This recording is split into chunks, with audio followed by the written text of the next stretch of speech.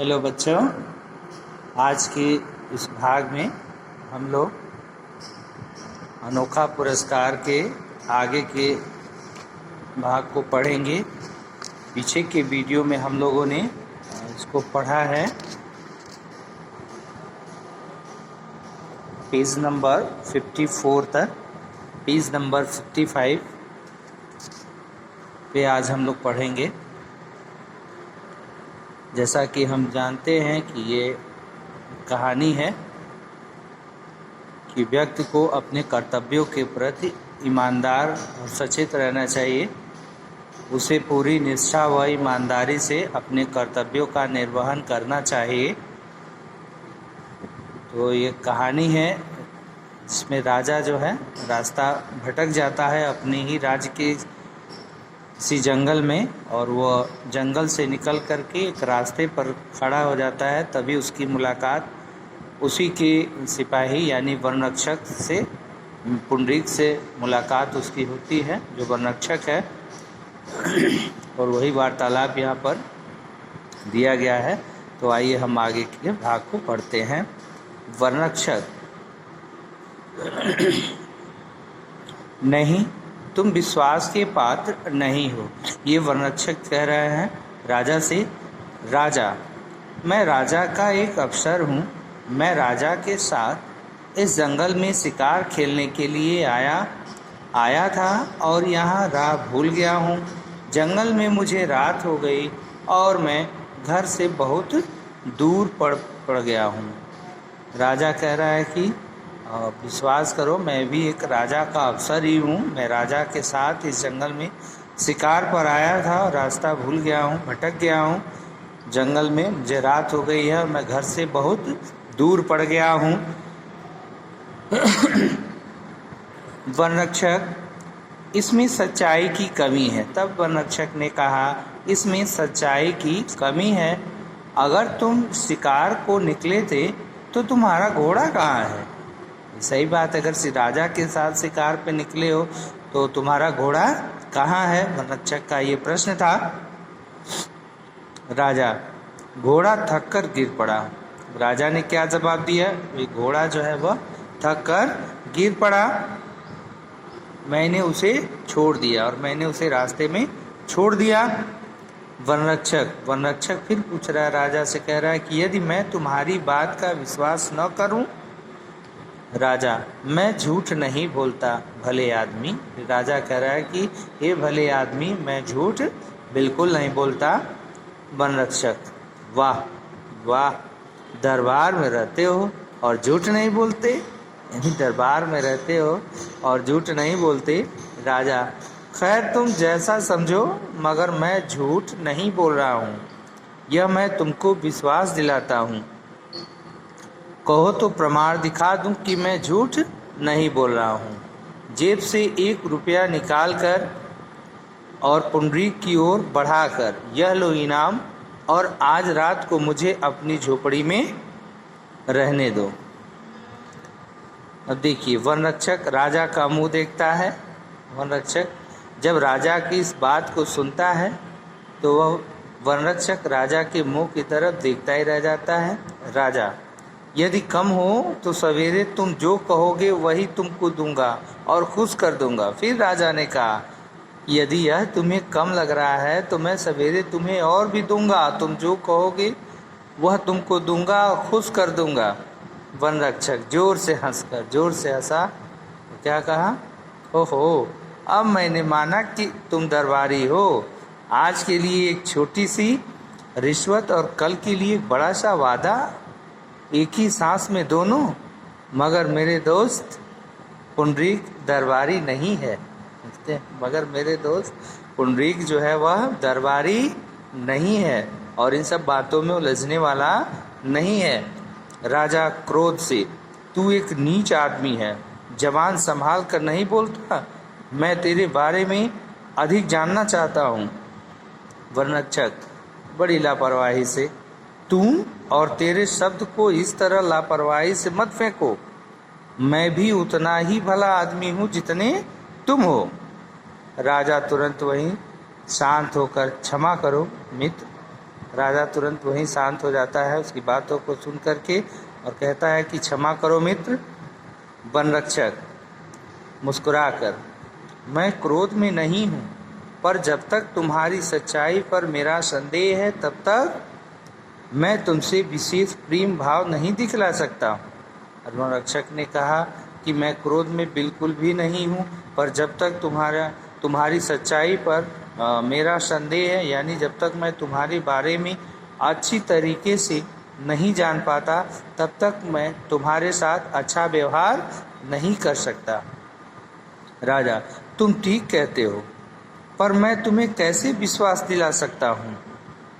तुम ठीक कहते हो, राजा ने कहा कि मैं तुम्हें कैसे विश्वास दिला सकता हूँ? वन रक्षक, ओह, तुम जैसा मुनासिब समझो या जैसा तुम उचित समझो करो। राजधानी यहाँ से 10 मील यानी 16 किलोमीटर पर तो है। तुम अभी राजधानी जाना चाहो तो मैं तुम्हें रास्ता बताऊंगा, और अगर तुम रात भर इस गरीब के घर में टिकना पसंद करो तो मेरे सिर आंखों पर रहो, सवेरे मैं तुम्हारे साथ चलूंगा। राजा, क्या तुम अभी साथ नहीं चल सकते? वन रक्षक, नहीं, चाहे तुम राजा ही क्यों न हो। यानी उसने कहा कि चाहे तुम राजा ही क्यों न हो, मैं इस वक्त नहीं चल सकता। राजा, तब तो चलो, मैं तुम्हारे घर में रात काटूंगा। घोड़े पर सवार एक सरदार का प्रवेश, और उसी समय जो है घोड़े पर सवार या घोड़े पर आसीन होकर के एक सरदार वहाँ प्रवेश करता है। और सरदार देखिए क्या कह रहा है, प्रवेश करते ही, महाराज कुशल से तो हैं? महाराज के लिए हमने सारा जंगल छान लिया। वन रक्षक सरदार की बातों को सुन करके चकित होकर आंखें फाड़कर, कौन? महाराज, तब तो मुझसे बड़ी भूल हुई। घुटने टेक कर, जैसा कि आप देख रहे हैं यहाँ पर, महाराज आपके साथ मैंने जो ढिठाई की उसे क्षमा कीजिए। राजा तलवार खींचता है। वन रक्षक, महाराज आप अपने उस सेवक का वध निश्चय ही नहीं करेंगे जिसने ईमानदारी से अपना कर्तव्य पालन किया है। देखिए, राजा ने जैसे ही तलवार खींचा, तलवार निकाला, वैसे ही वन रक्षक अपनी जान की दुहाई देने लगा महाराज, और कहने लगा, महाराज आप अपने उस सेवक का वध निश्चय ही नहीं करेंगे जिसने अपने कर्तव्यों का पालन पूर्ण रूप से ईमानदारी से किया है। राजा, नहीं मेरे सच्चे और बहादुर मित्र, मैं तुम्हें क्षमा नहीं कर सकता। मैं तुम्हारे जैसे नेक और सच्चे आदमियों की सम्मान का ऋणी हूँ। राजा कहते हैं कि नहीं मेरे सच्चे और बहादुर मित्र, मैं तुम्हें क्षमा नहीं कर सकता। मैं तुम्हारे जैसे नेक और सच्चे आदमियों के सम्मान का ऋणी हूँ। सम्मान का जो आदर तुमने दिया है, जो तुमने अपना कर्तव्य का पालन किया है, मैं उसका ऋणी हूँ, कर्जदार हूँ। उठो राजरत्न पुंडरीक, उठो। और संबोधन करते इस प्रकार का कि उठो राजरत्न पुंडरीक, उठो राजरत्न यानी राज्य का गौरव, राज्य का सम्मान। पुंडरीक उठो, अपनी पदवी का प्रमाण और मेरी प्रसन्नता का चिन्ह यह तलवार लो। देखिए, अपनी पदवी का प्रमाण और मेरी प्रसन्नता का यह चिन्ह तलवार लो, यानी अपनी तलवार वह खींचते हैं राजा उस पुंडरीक को भेंट देने के लिए। तुमने हमें जो सुख दिया है उसके लिए 1000 रुपये सालाना का पुरस्कार तुम्हें जीवन भर मिलता रहेगा। और क्या पुरस्कार दिया राजा ने? राजा ने कहा कि तुमने जो मुझे सुख दिया है उसके लिए 1000 रुपये सालाना का पुरस्कार तुम्हें जीवन भर मिलता रहेगा। यानी जीवन भर को सालाना 1000 रुपये उस पुंडरीक को देने का वादा किया उन्होंने। पुंडरीक, महाराज पुरस्कार कैसा? देखिए, इसके बाद भी उसकी अच्छाई पुंडरीक की, उस वनरक्षक की, तो उसने कहा, महाराज पुरस्कार कैसा? मैंने तो मात्र अपना कर्तव्य निभाया है। सत्य है, क्योंकि उसको उस जंगल की रक्षा के लिए रक्षा का कार्यभार सौंपा गया था और वह अपने कर्तव्यों का पालन कर रहा था। राजा तलवार देता है, पुंडरीक घुटने टेक कर उसे दोनों हाथों से लेता है और माथे से छुआता है, फिर खड़े होकर राजा को प्रणाम करता है, यानी राजा की उस पुरस्कार के रूप में दिए गए उस तलवार को बड़े ही आदर से पुंडरीक ग्रहण करता है, लेता है घुटने टेक करके दोनों हाथों से, और फिर माथे पर स्पर्श कराता है उस तलवार को, और फिर खड़ा होकर के राजा को प्रणाम करता है। राजा पुंडरीक महाराज, राजा चलो हमें महल तक पहुंचाओ, आज तुम हमारे मेहमान रहोगे। और राजा प्रसन्न होकर के पुंडरीक को कहते हैं कि चलो हमें महल तक पहुंचाओ, आज तुम हमारे मेहमान रहोगे। पुंडरीक प्रसन्न होकर सिर झुकाकर जो हुक्म महाराज। राजा सरदार के घोड़े पर सवार होता है, उसके आगे पुंडरीक रास्ता दिखाता चलता है और सरदार राजा के पीछे जाता है, पर्दा गिरता है। और इस प्रकार इस कहानी का अंत होता है। इस कहानी में हमें ये प्रेरणा मिलती है कि हम चाहे जैसे भी रहें, जिस हाल में भी रहें, परिस्थिति चाहे कैसी भी हो, हमें अपने कर्तव्यों को छोड़ना नहीं चाहिए। हमें अपने कर्तव्यों का पूर्णतः ईमानदारी से पालन करना चाहिए, बिना किसी डर और संकोच के। अब आइए देखते हैं, इसमें जो है एक कुछ मौखिक प्रश्न दिए हुए हैं, उनकी चर्चा हम कर लेते हैं। राजा कहाँ खड़ा हो गया था? तो राजा कहाँ खड़ा हो गया था? राजा जंगल में जब भटक गया शिकार करते करते, तो वह जंगल से निकल करके एक सड़क के किनारे खड़ा हो गया था। तो राजा कहाँ खड़ा हो गया था? राजा एक सड़क पर खड़ा था। राजा को जंगल में कौन मिला? तो राजा को जंगल में वन रक्षक मिला। वन रक्षक यानी पुंडरीक मिला।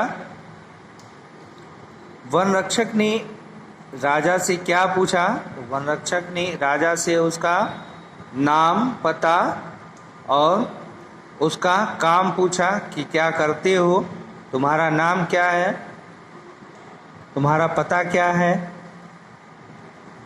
राजा ने एक रात झोपड़ी में रहने के लिए वन रक्षक को क्या इनाम दिया? तो राजा ने एक रात झोपड़ी में रहने के लिए वन रक्षक को जेब से 1 रुपया निकाल करके इनाम में दिया और वादा भी किया कि अगले दिन सुबह को मैं तुम्हें खुश कर दूंगा। राजा को कौन सी बात पर आश्चर्य हो रहा था?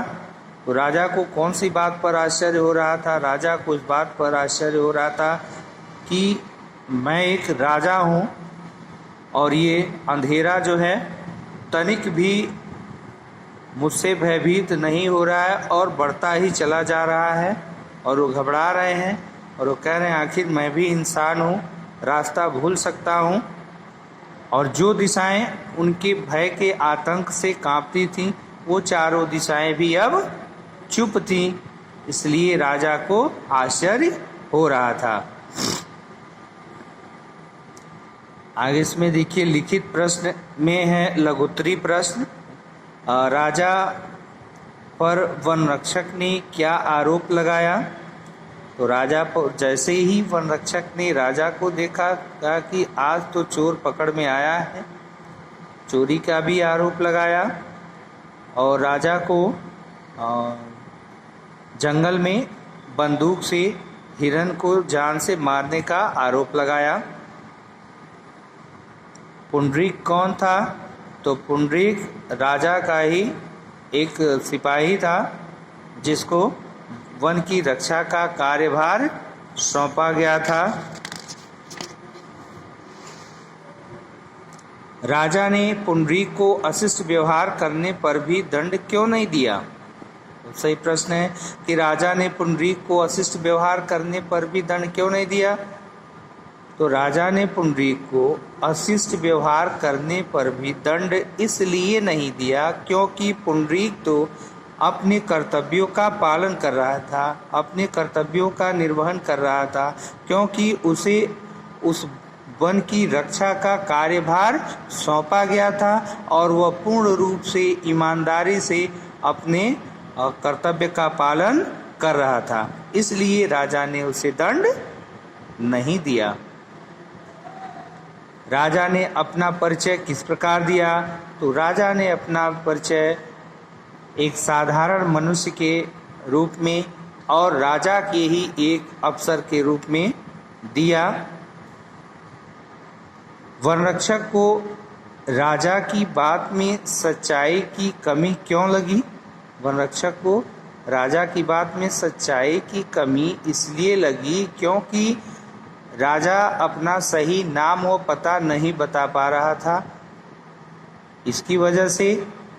और राजा की भी कोई गलती नहीं, क्योंकि राजा जो है इस तरीके के प्रश्नों का अभ्यस्त नहीं था। राजा को ऐसे प्रश्नों के जवाब देने का अभ्यास नहीं था। अब है दीर्घ उत्तरी प्रश्न। अब इसके आगे के भाग में हम इस प्रश्नों को देखेंगे। अब आज के लिए बस इतना ही।